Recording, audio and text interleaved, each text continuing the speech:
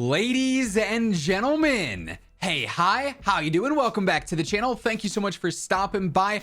Over the past couple of days, we've seen several sort of surprise mini updates go live within Modern Warfare 3 to change some gameplay features or fix a handful of things. So we do actually have a decent amount of patch notes already live in game. We also have some previews and some reveals for several upcoming updates in the next few days, some of which are going to be very game changing, some big issues that are being addressed. So lots to break down today, lots to detail. As we get into it, if you enjoy the video, do me a favor, drop a like on it, would be real appreciated. And if you're new here, you want to guarantee that every single day you are up to date with everything you need to know about MW3 and Warzone, be sure to hit that subscribe button and of course turn on those post notifications. But we are starting first today here over on the Call of Duty Updates Twitter account for our first initial patch notes and changes that have gone live, like I said, pretty much over the weekend since launch. So initially here, cosmetic rewards for those who participated in the multiplayer beta have begun to be rolled out to players. There were a lot of tracking issues with this basically. So if you went through and you maxed out in the beta and you got all those rewards, the bright red test dummy operator skin and the blueprints and whatnot, some of those weren't showing up on your accounts. Now though, everyone should have all their beta rewards that they got if you had your accounts linked and you're on the same platform and everything, and you of course broke the threshold in the beta to actually unlock those items. There was also an issue initially in Modern Warfare Zombies where you couldn't even unlock Golden Enigma on the Striker and Rival 9 SMGs, but that's now been fixed. So if you're someone who's going for some of the mastery camos and you got to these two particular weapons, you should be able to complete them completely normally now. They also say we've released a small update that contains the following bug fixes. They fixed an issue where loading into Modern Warfare 2 from Modern Warfare 3 could result in a longer load time than intended. Keep in mind, if you're doing this on PC and you want to go back to MW2 or Warzone, it's now going to close your MW3, then start up the MW2 and Warzone app, and you got to go into it that way.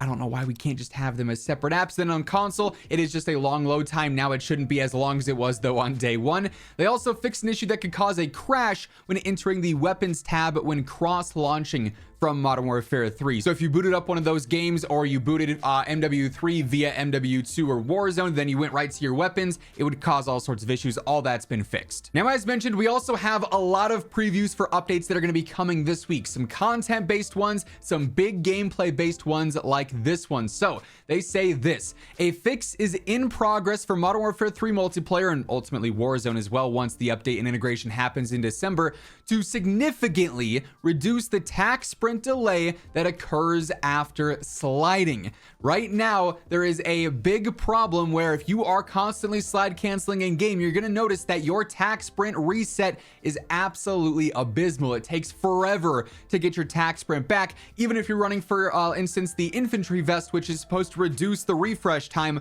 on tac sprint itself. So that's a huge problem going on, and it definitely feels worse than it did in the beta. I've seen a lot of complaints, a lot of concern. Why did they have this like this before? Are they just baiting us with the beta movement, then trying to, get us to buy the game and then they nerf it? No, there is going to be an update. They say this change is currently in the testing phase, and once confirmed that it operates as intended, it'll be deployed. So it's possible this could be live later today. Knowing my COD timing in real life, I'm going to post this video and then they'll post, hey, we fixed the tac sprint delay, right? But once this is live in game, I'll be sure to keep you guys updated and let you know. So again, just make sure you're subbed with those notifications turned on to stay up to date with all the news and updates. But it's nice to see that they are already addressing this. This should speed up gameplay and make things feel a lot smoother and a lot more fluid. So that's fantastic news there. We also got this last week when the game dropped, sort of a sneak preview as to this week's potential update. Now, we should be seeing a weekly update go live on Wednesday, and we'll talk more about what this is going to contain in just a minute. But back on day one, when you first booted up the game, you could actually see some playlist previews of some upcoming playlists that supposedly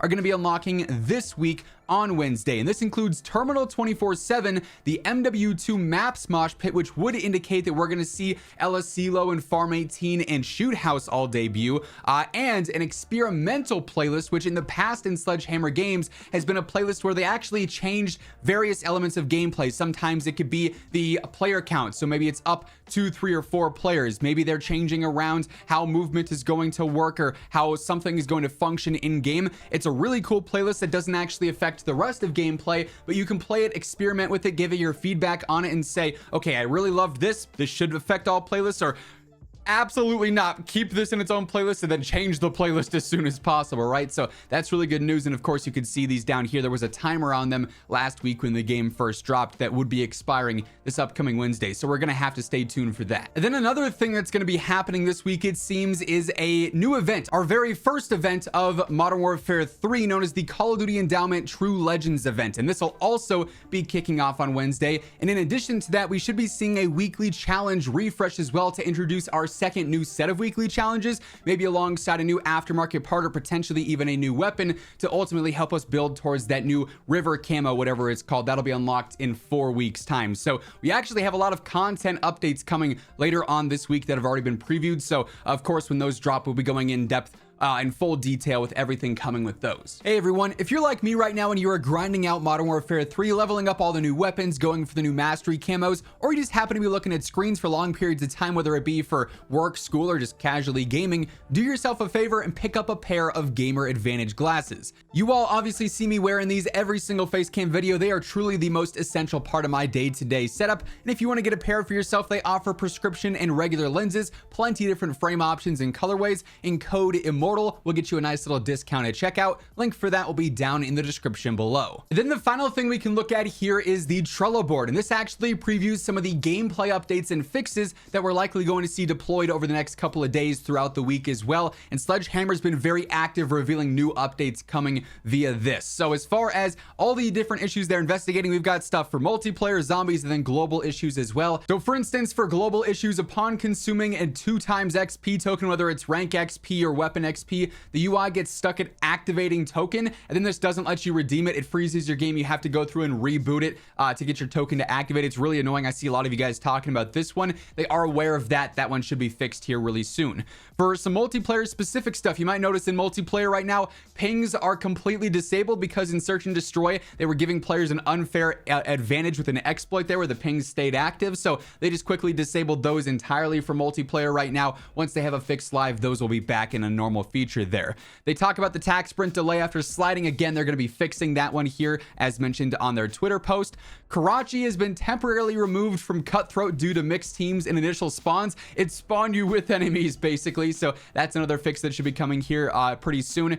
Quarry, Rundown, Scrapyard are all removed from Hardpoint right now due to spawn issues. Quarry in specific, I saw so many clips of this where you would just spawn continuously with the enemies 10 feet from you, and it was absolute chaos. So the spawns, as we know, is a major problem with the game right now. It's one of my main things I talk about in my ultimate review video, which will probably be dropping here maybe later today, or by chance might already be live. You just have to check the channel. But yeah, they're going to be fixing the spawns on those maps, and then they'll be re-added into the map rotation for Hardpoint specifically. This is another very big one. Minimap red dots do not indicate player elevation. I see a lot of players saying, why'd they nerf the minimap? You know, why'd they get rid of the elevation arrows for up and down? They didn't. It's just a bug. So right now you just have a very basic mini map. The elevation arrows are pretty huge bits of information if you're playing a map that has a lot of verticality. So really nice to see that that one's going to be fixed here soon.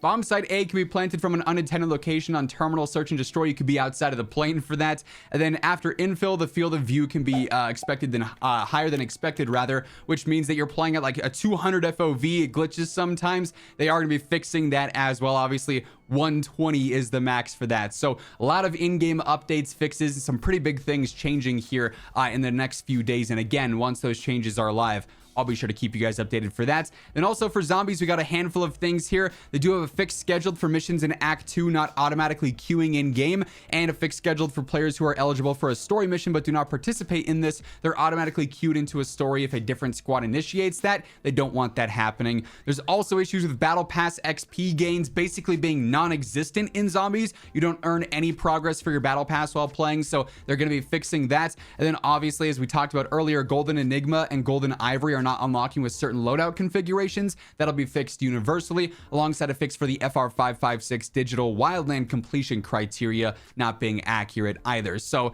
lots of updates coming in the next few days. You can find all the information you need once those updates are out right here on the channel, so be sure to hit that subscribe button. And if you enjoyed this video, do me a favor, drop a like on it. It would be really appreciated. But once again, thank you so much for tuning in, and until next time, take it easy, have an awesome rest of your day, and I'll catch you later. Peace out.